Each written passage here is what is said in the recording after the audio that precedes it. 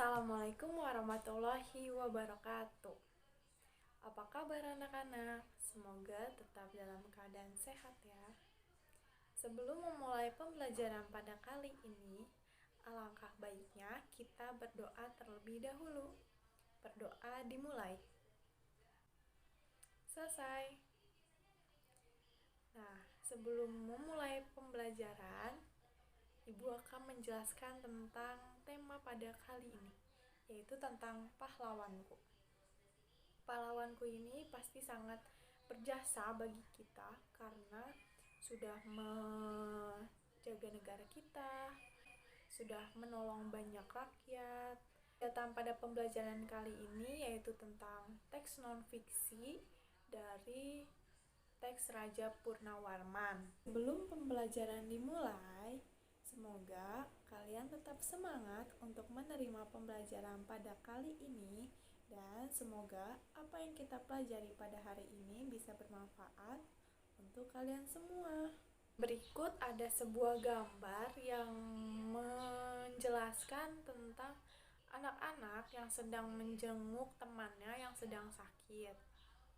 Nah, kira-kira kaitannya apa tentang gambar tersebut dengan tema pahlawanku pada pembelajaran kali ini? Coba kalian diskusikan dengan teman kalian dengan membuat kelompok sebanyak 3-4 orang untuk mendiskusikan gambar tersebut. Gambar tersebut menjelaskan tentang kepedulian teman-temannya kepada teman yang sedang sakit.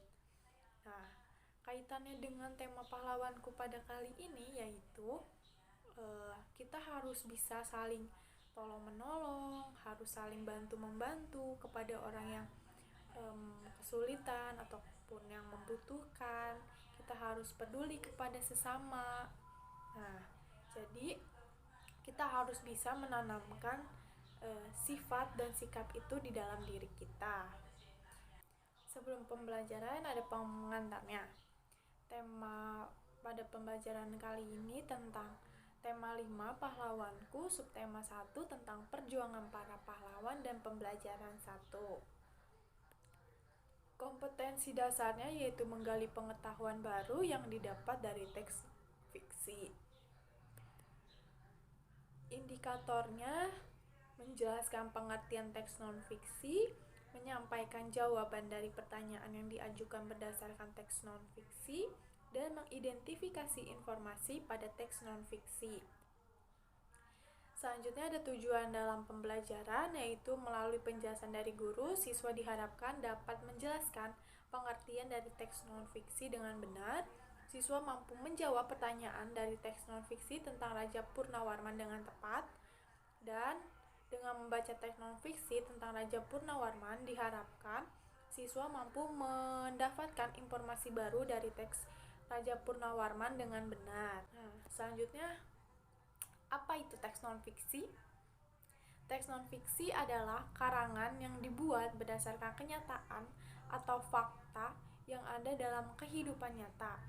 Cerita non-fiksi biasanya berisi kejadian-kejadian yang sebenarnya ada dan bersifat informatif.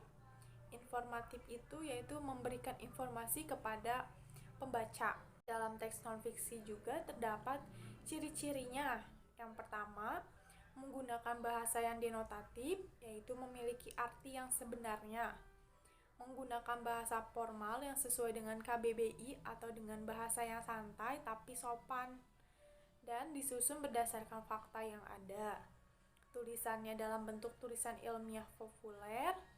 Dan temuan yang dituliskan adalah temuan baru atau pengembangan dari temuan yang sudah ada. Jadi biasanya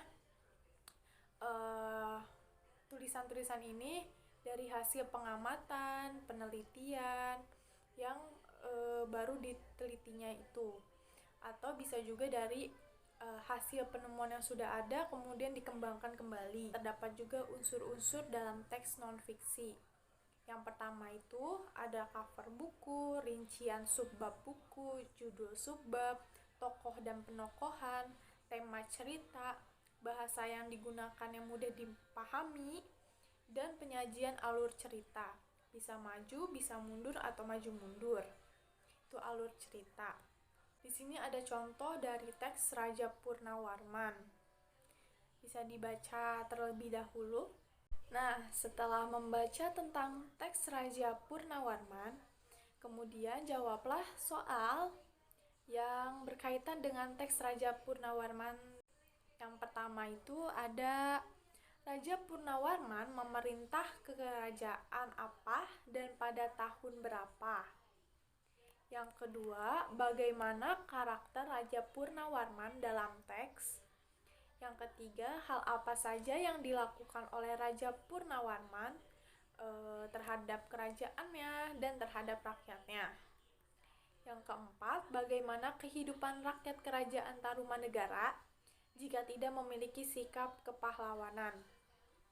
Setelah mempelajari tentang teks non-fiksi dari cerita Raja Purnawarman, semoga apa yang kita pelajari pada kali ini bisa bermanfaat dan bisa ditanamkan di dalam diri kalian. Nah, untuk sebelum menutup pertemuan pada kali ini, ada beberapa pertanyaan yang bisa kalian jawab. Apa yang telah kamu pelajari dari materi hari ini? Apa yang ingin kamu ketahui lagi dari materi pada hari ini? Dan bagaimana sikap kamu setelah mempelajari materi pada hari ini? Mungkin cukup sekian penjelasan dari saya. Kurang lebihnya mohon maaf. Wassalamualaikum warahmatullahi wabarakatuh.